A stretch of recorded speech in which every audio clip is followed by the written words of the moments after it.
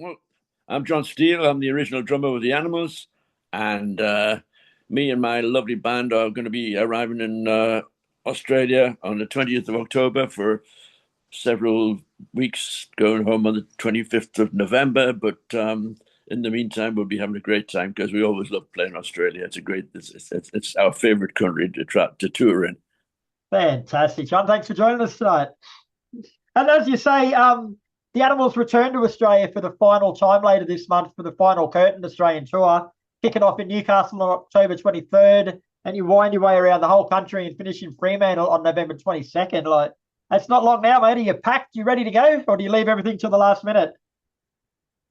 Well, not quite last minute, but I haven't started packing yet. But I better get a move on. It's an extensive tour, mate, covering 17 cities, and you're going to some out of the way places. Like, it's a proper farewell tour. Like, you're not just doing two or three major city shows. You're taking yourself out there to the fans and doing it properly. So good on you. Yeah, I think it's about 20, 21 shows altogether. I think so. It's a proper tour. We're looking forward to it, and Yeah. people keep telling me it's the final tour, but I think it's such a good band. I enjoyed playing with them so well, and I'm playing as well as I ever did in my life. So let's wait and see. But just for now, this is the final tour. All right. So is it other people calling it the final tour, or is it you guys? Other people are calling it the final Oh tour. wow, that's that's a bit rude. bit presumptuous of them. Well, I'm, Um, I'm not. As I say at my age now, I just say I can only think 1 year ahead at a time anyway. So make it the last one. Make it the last one. We'll see what we'll happens. see. You've said quite a few times in the past that Australia is like a second home to you. So do you remember the first time you Yes. ever toured over here? It it was in the late. It was in the 90s actually, because we never made it over in the 60s. The band broke up, and then Eric Burden formed the New Animals, and but I believe he toured in Australia in the late 60s, early 70s. But yeah, I think it was 96. I think maybe when we first came over, and we've been coming over every year since. Nice. Now, Johnny Howarth tells me that you're a connoisseur of fine wine and you like your Australian reds. I wouldn't say I'm a connoisseur, but I do like a drop of red wine. And an Australian Shiraz is just about the best you can get. It is indeed. Now, with your shows over here, mate, like with all due respect, like none of us are getting any younger, mate. Like, how do you go with shows these days? Like, do you have to pull yourself back and tone yourself down so you don't overdo it, or do you still just get out there and go? Well, I just get out and do it because it's one of those things, when it doesn't matter what you feel like before on the day, but as soon as you walk out, and I just feel like I'm 24 again. It just as soon as I start playing with the band, I feel 24, and I'm good to go until the last note. But over the course of your career, bro, there'd have to be a few times where you just weren't feeling it. You're just like, nah, I just couldn't be bothered tonight. Like, how do you turn that around and get positive again to go back on stage? Couple of glasses of Shiraz. Ah, there you go. You're a connoisseur. Yeah, it's odd. It doesn't matter what you feel like. Well, personally, I'm speaking personally, but it doesn't matter what I feel like or what kind of day I've had. Um, just going out with the band on stage is all the adrenaline I need to get going, and it's a great band. That's it. It's the best lineup I've had since the original Animals. Uh, Barney Williams on keyboards is every bit as good as Alan Price ever was, and Danny Handy is both guitarist and lead singer, and he does a great job of both those things. And Norm Helmer, my most recent member, great player, and we get really tight, and we get off on each other, and we get on with each other off stage as well. There's no That's friction, so always a it's really, bonus. yeah, yeah. And how long's this version of the band been together? This band, it's got to be since I think Danny's been with us about 15 years now, Right. and Barney about 10, Norm 2 or 3 years now. Yeah. Did it take a And while? Like you say, you've all gelled and you all play off each other well, but did it, because you've been there from the beginning, and you know how things are supposed to go from the ground up, like, did it take a while for you to gel with a new group of people? um, not with me personally. It's I've been very fortunate in being able to get along with just about anybody, and I can usually size somebody up, on an instant first meeting, That's a typical British thing, that is. Like, you British people are bloody good judges of character, and you headbutt quicker than anyone else I know. Oh well, that's not just me then. That's not just you. So, of course, you're going to be playing all the hits like House of the Rising Sun, Don't Let Me Be Misunderstood, Boom Boom, We've Got to Get Out of This Place. The list goes on. But from your personal experience, mate, like, which of your songs are you most proud of still? Well, well, I mean, House of the Rising Sun is a one-off outstanding. I mean, it's one of the most well-known songs in the world. Just about everybody knows that song.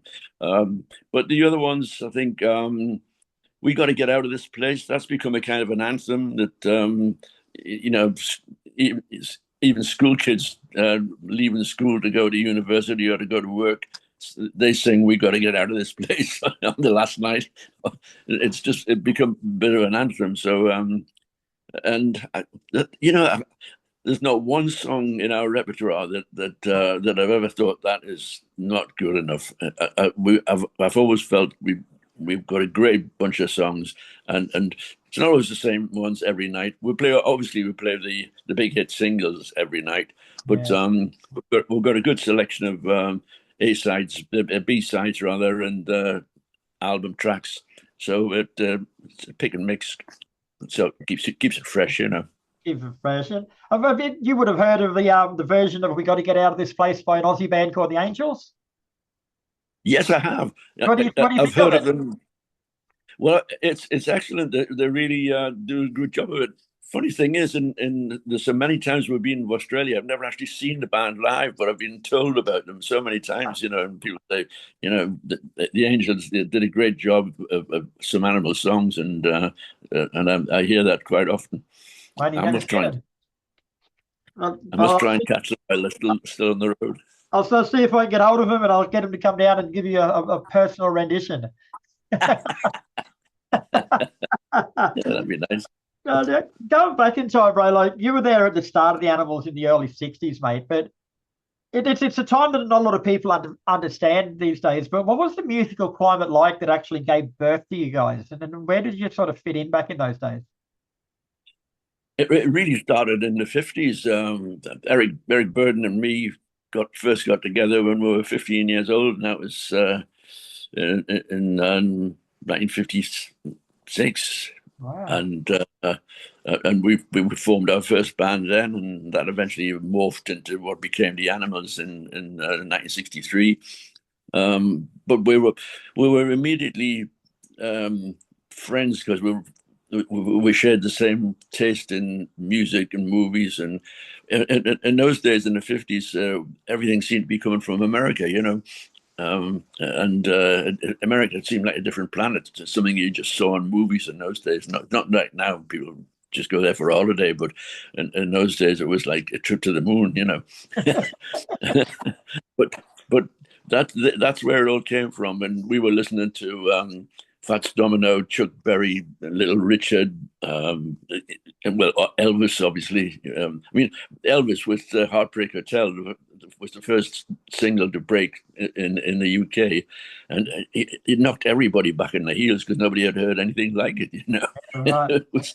It's extraordinary. So all of that was inspiration for us, and instead of just being fans listening to this stuff, we thought we've got to try and play this, and that's how we got to be a band together. We just felt we had to get amongst it. Yeah, right. The sound that you guys produce, like, it was fresh and exciting for the time. Like you blended blues, R&B, and rock, which these days is something done by everyone. But back then, there wasn't many people doing it. Like, was that a sound that you deliberately set out to make, or did you sort of just stumble on it and then go take it from there? It just came naturally. It just felt whatever felt right for us. And at that time, I was saying in the 50s, um, it wasn't like now where everybody's in contact with online and whatever. So we were in Newcastle, a provincial town in the northeast of England, but we had no idea that there was another band in this near London called the Rolling Stones or Spencer Davis in Birmingham. All of these all of these guys suddenly appeared when the Beatles kind of broke the door down in 1962. Everybody looked around and thought, "Bloody hell, we've all been listening to the same stuff since we were kids, and we're all playing bands." That, we became the English, the British invasion. Ah, amazing. It's fair to say, mate, that there will never be another band as influential or as humbling as the Animals. So one day when you do decide to retire, mate, like what do you hope people will primarily remember the band for? That's the repertoire. Those songs just seem to be. They seem to appeal to every generation that somehow they can identify with. We got to get out of this place. It's my life. Don't let me be misunderstood. Every generation seems to pick up on those songs, and that's the great thing. It's not like gone. A pop song that goes up to 20 and then forgotten. They just hang around, and every age group can recognize the song, even sing the songs. We get such mixed audiences, and they can all sing the words. I don't know. I don't know all the words of the songs. I'm a drummer. What What do you know? uh, right, John. Well, thanks very much for your time, brother. It's been a pleasure chatting with you. The tour kicks off October 23 in Newcastle and goes pretty much everywhere, but this might be the last one. It might not be the last one, but either way, get out there and have a beer. We will do that. Thanks, Chris, and it's been great talking to you. I've You enjoyed too, mate. myself. I'll pop along.